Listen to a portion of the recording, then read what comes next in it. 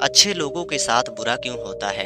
दोस्तों, आपने अक्सर देखा होगा या सुना होगा कि अच्छे लोगों के साथ बुरा होता है, लेकिन आखिर अच्छे लोगों के साथ बुरा क्यों होता है। कोई भी इंसान नहीं चाहता है कि हमारे साथ बुरा हो, लेकिन उसके बावजूद भी उसके साथ बुरा हो जाता है। और दोस्तों, हम ये सब देखते हैं कि जो लोग कुछ भी नहीं करते हैं उनके अच्छाई बहुत ज्यादा होती है, और वे हमेशा सीधे साधे लोग होते हैं, उनके साथ भी कभी कभी बुरा हो जाता है।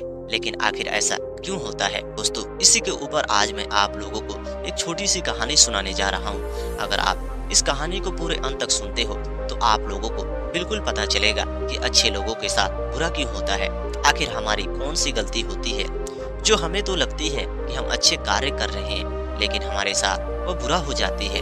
दोस्तों, इस कहानी को आगे शुरू करने से पहले आप लोगों से एक छोटी सी गुजारिश है कि अगर आप लोग हमारे चैनल पे नए हो तो चैनल को सब्सक्राइब करना, और ये कहानी आप लोगों को पसंद आई तो कमेंट करके भी जरूर बताना। तो दोस्तों, चलो हम इसे शुरू करते हैं और समझते हैं। दोस्तों, बहुत समय पहले की बात है। किसी गांव में एक सेठ रहा करता था। जो सेठ अपने जीवन में एक ऐसे व्यक्ति को तलाश किया करता था जो व्यक्ति बहुत ज्यादा अच्छा हो और ईमानदार हो। धीरे धीरे उस गांव के सारे लोग भी उसके आसपास जाया करते, लेकिन सारे लोगों को वह कह दिया करता कि नहीं, आप लोगों के अंदर अच्छाई नहीं है, बिल्कुल बुराई है। दोस्तों, धीरे धीरे समय बीत रहा था। वह सेठ एक राजा के राज दरबार में पहुंचा और कहने लगा कि महाराज, मैंने अपने गांव के सारे लोगों को ढूंढ चुका हूं और पहचान चुका हूं। मुझे एक अच्छे व्यक्ति की पहचान चाहिए, अच्छे व्यक्ति की जरूरत है, लेकिन मेरे गांव में तो कोई भी अच्छा व्यक्ति दिखाई नहीं दे रहा है जो बिल्कुल अच्छा हो, ईमानदार हो और उसके अंदर तरह तरह के गुण हो। क्या आपके राज्य में ऐसे लोग हो सकते हैं। राजा बहुत ज्यादा आश्चर्यचकित हुआ और उसने कहा कि हे सेठ, तुम तो अपने पूरे गांव में घूम चुके हो और तुम्हें शायद पता नहीं है कि अच्छे लोग कौन होते हैं, लेकिन तुम बार बार मेरे से ये बात भी पूछ रहे हो और मेरे राज्य में आ पहुंचे हो कि मुझे अच्छे लोगों की तलाशी करनी है, लेकिन तुम अच्छे लोगों की कैसे तलाशी करते हो। सेठ ने कहा कि महाराज, आप अपने राज्य में एक सभा घोषित कीजिए और मैं इस सभा में अच्छे लोगों की पहचान कर लूंगा। उसके बाद मैं लेकर चला जाऊंगा और आपको मैं मोटी रकम भी दे पाऊंगा। दोस्तों, राजा ने पूरे राज्य में ये संदेश फैलाया कि जो लोग अच्छे होते हैं, जिनमें तरह तरह के गुण होती है, वे लोग मेरे राज्य में आ जाएं। उनकी बहुत बड़ी नौकरी लगने वाली है और उन्हें तरह तरह के भी पैसे मिलेंगे और तनख्वाह मिलेंगे, जो अपने जीवन को अच्छे से व्यतीत कर लेंगे, क्योंकि हमारे पास एक ऐसे सेठ आए हैं जिन्हें अच्छे व्यक्ति की जरूरत है। दोस्तों, धीरे धीरे ये बात राज्य में फैल चुकी थी और 2 दिनों बाद वे सभा घोषित हो गई। 2 दिनों बाद जो सभा लगी थी, उस सभा में सारे लोग अपनी अपनी बात विचार को रखते और धीरे धीरे बात विचार को भी कह के आगे बढ़ते थे। धीरे धीरे समय बीत रहा था। तभी एक किसान आया और कहने लगा कि हे सेठ, मैं तो अपने जीवन में बहुत बुरा हूँ, क्योंकि मुझे लग रहा है कि मेरे अंदर बहुत ज्यादा बुराई है और मैंने तो अपनी पत्नी को बात भी नहीं मानता हूँ। मैं तो सिर्फ अपने माता पिता को बात मानता हूँ और माता पिता को बात मान के उनका आदर भाव सेवा करता हूँ, क्योंकि हम 2 भाई हैं। जो हमारे बड़े भाई हैं वे अपने ससुराल जा चुके हैं, क्योंकि हमारे बड़े भाई अपने ससुराल जा चुके हैं और मैं छोटा हूँ। उनके ससुराल में उनके साथ उनके माता पिता भी नहीं जा सकते, क्योंकि ससुराल में जाना ठीक नहीं है और उनके सास ससुर भी नहीं है, जिसके चलते उनकी पत्नी हमेशा वहाँ पे रहती है। और मेरी पत्नी का कहना है कि अपने माता पिता को आप साथ छोड़ दो। अगर आप अपने माता पिता के साथ छोड़ देते हो तो मैं आपके साथ रहूंगी, अगर नहीं छोड़ते हो तो मैं नैहर चली जाऊंगी। मैं अपनी पत्नी को समझाता हूँ और कहता हूँ कि अगर मैं अपने माता पिता को साथ छोड़ देता हूँ तो मेरे माता पिता कहाँ जाएंगे, ये तो बुढ़ापे में चले गए हैं। और माता पिता को साथ छोड़ देने से कोई इंसान आगे नहीं बढ़ पाता है, वे हमेशा नीचे चला जाता है और उसके जीवन में तरह तरह के दुख और कठिनाइयाँ आ जाती है। लेकिन मेरी पत्नी इस बात से बिल्कुल सहमत नहीं है। वे हमेशा मेरे से झगड़े लड़ाई किया करती है, लेकिन मेरी डर की वजह से मेरे माता पिता को आदर भाव भी किया करती है। मैं तो भगवान से यही कृपा करता हूँ और भगवान को धन्यवाद देता हूँ कि भगवान मेरे घर में हमेशा सुख शांति बनी रहे और मेरी पत्नी भी मेरे माता पिता के प्रति उसकी भी नजर बदल जाए और मेरी प्रति भी उसकी नजर बदल जाए। मैं समझता हूँ कि मेरे माता पिता मेरे चलते दुखी न हो। मैं कितना भी दुखी सह लूं, मैं झेल लूं, लेकिन मेरे माता पिता को दुखी नहीं होने दूंगा, क्योंकि बुढ़ापे में माता पिता कहाँ जाएंगे।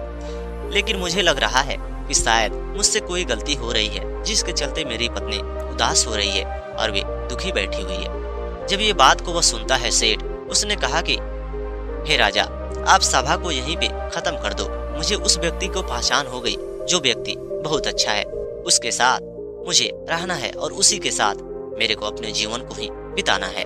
और वे सभा वहीं पे खत्म हो जाती है और राजा ये घोषणा कर देता है कि सभा खत्म हो गई। बहुत सारे लोग नाराज भी हो चुके थे, हम लोग तो इससे भी अच्छी अच्छी बात भी कर देते, लेकिन राजा ने सभा घोषित कर दिया। लोग मायूस होकर अपने अपने घर जा पहुंचे और राजा ने कहा कि हे सेठ, इस व्यक्ति के अंदर आपको ऐसी कौन सी अच्छी बातें नजर आ गई जिसके चलते आप इसे अपने साथ लेकर जा रहे हो।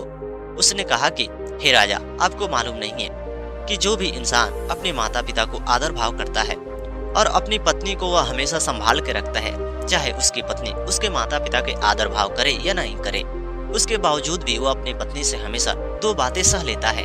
उसके बावजूद भी अपने माता पिता को नहीं छोड़ता है, भले उसका छोटा भाई या बड़ा भाई अपने माता पिता को देखता हो, समझता हो या नहीं समझता हो, वे बिना फिक्र किए भी अपने माता पिता को आदर भाव करता है, वही सच्चा इंसान है।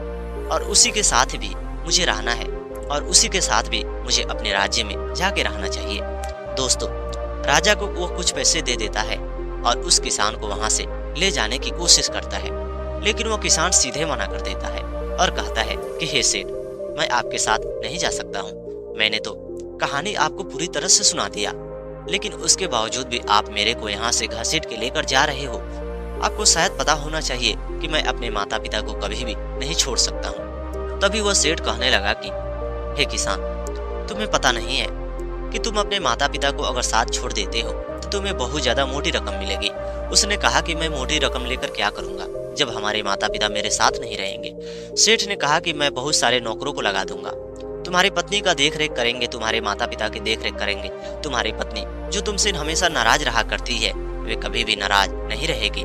लेकिन उसने कहा कि नहीं महाराज, मुझे तो अपने माता पिता के आदर भाव सेवा करना है। अब वो सेठ ने सोचा कि मुझे तो बहुत ज्यादा परेशानी हो रही है। तभी उसने कहा कि एक काम करो, तुम अपने घर को छोड़ो और तुम अपनी पत्नी और माता पिता के साथ मेरे साथ चल लो। किसान को ये बात बिल्कुल अच्छी लगी। उसने सोचा कि चलो कोई बात नहीं, अगर सेठ ऐसा कह रहा है तो मुझे चलना चाहिए। अब वो सेठ अपने साथ उन्हें लेकर चला आता है और एक छोटा सा घर बनवा देता है जिनके घर में वो रहा करते हैं। उनकी पत्नी भी उनके साथ हमेशा झगड़े लड़ाई करना भी बंद कर चुकी थी, क्योंकि वह किसान बहुत ज्यादा पैसे कमाता था और वे सेठ के घर में रहा करता था और वे सेठ के साथ अपनी बात विचार को भी साझा किया करता था। धीरे धीरे समय बीत रहा था। एक दिन सेठ की बेटी अपने मामा के घर से वापस आ रही थी। तभी वह किसान से कहता है कि हे किसान, मेरी बेटी परसों बाद अपने मामा के घर से वापस आ रही है, उसके लिए तरह तरह के सजावटें किया जाए। तभी वो किसान कहने लगा कि महाराज, तरह तरह के सजावटें तो किया जाएगा, लेकिन उस सजावटें से आपको क्या फायदा हो सकती है, आपकी बेटी को क्या लाभ हो सकता है। ऐसी कोई काम करो जिससे अन्य लोगों को लाभ हो या आपको खुद लाभ हो। उसने कहा कि हे किसान, तुम ही बताओ तो मैं क्या करूंगा। उसने कहा कि इस मौके पे आप गांव के बहुत सारे गरीब और अनाथ लोगों को बुलाओ और उन्हें भोजन पानी किया करो, जिसके चलते भोजन पानी आप करते हो और साथ में वो बहुत ज्यादा सुखी रहेंगे, आपको तरह तरह के बात कहेंगे। आपको बेटी को शायद अच्छा लगे या ना लगे, लेकिन भगवान को तो बिल्कुल अच्छा लगेगा। सेठ ने जब ये बात को सुना उसे बहुत अच्छा लगा और उसने कहा कि ठीक है, तुम जैसा कह रहे हो वैसा भी मैं करने के लिए तैयार हूँ। और उसने बहुत बड़ा भोज को तैयार किया और गांव के सारे गरीब लोगों को बुलाया और अनाथ लोगों को बुलाया और खिलाया। खिलाने के बाद बहुत सारे लोग भी तरह तरह की बात कह रहे थे और कह रहे थे कि सेठ बहुत अच्छा है। कुछ लोगों का कहना था कि सेठ पहले अच्छा नहीं था, लेकिन अब तो यह किसान की वजह से धीरे धीरे बदल रहा था। धीरे धीरे वो किसान अपनी बातों को रखता। सारे लोग भी तरह तरह के बात भी कहा करते थे। एक दिन सेठ ने घोषणा कर दिया कि किसान जैसा कहेगा वैसा मैं करूंगा और वैसे करने की पूरी कोशिश करूंगा। ये बात सेठ की पत्नी को बिल्कुल अच्छी नहीं लग रही थी। वे सोचने लगी कि वे बेचारा किसान जैसा कहता है वैसा मेरा पति करता है, लेकिन मैं कोई बात कहती हूँ तो मेरा पति भी नहीं करता है। धीरे धीरे समय बीत रहा था।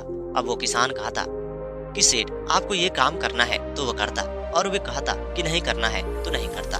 एक दिन वो किसान की प्रति सेठ की पत्नी की नजर बहुत बुरी लगी और उसने सोची कि मुझे तो इस किसान को यहाँ से भगा देना चाहिए। और वे किसान की पत्नी के पास जा बैठी और कहने लगी कि हे स्त्री, क्या तुझे मालूम है कि तेरा पति चरित्रहीन है।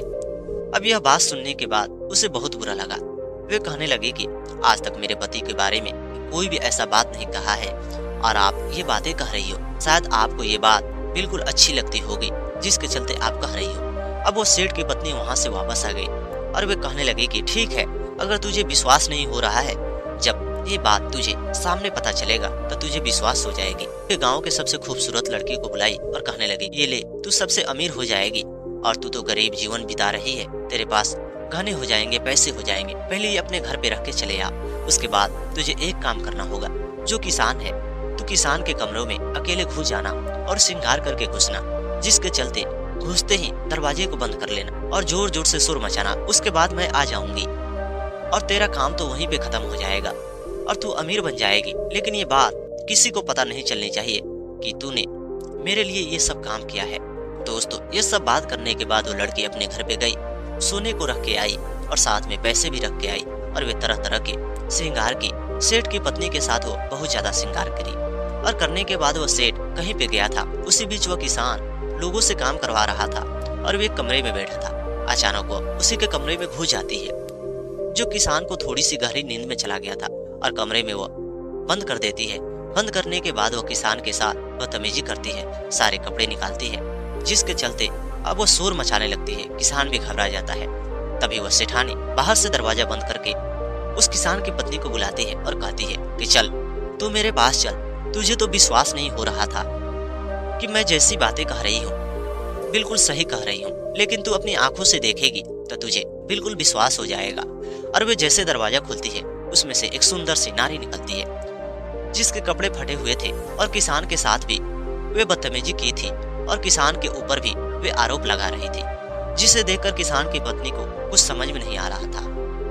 और वे सेठानी कहने लगी कि मुझे तो पहले ही भरोसा हो चुका था कि ये किसान बिल्कुल चरित्रहीन है, जिसके चलते ये पर स्त्रियों को देखकर आकर्षित हो रहा था, जिसके चलते बहुत सारी स्त्रियां इसकी वजह से काम छोड़ रही थी और आज ये स्त्री के साथ भोग विलास कर रहा था। जब ये स्त्री इसके साथ भोग विलास करना नहीं चाहती तो ये इसे मारने लगा और तरह तरह के दुख देने लगा, जिसके चलते ये चिल्लाई और मैंने मौके पाकर दरवाजा को खोल दिया, नहीं तो पता ना इसके साथ ये क्या कर बैठता।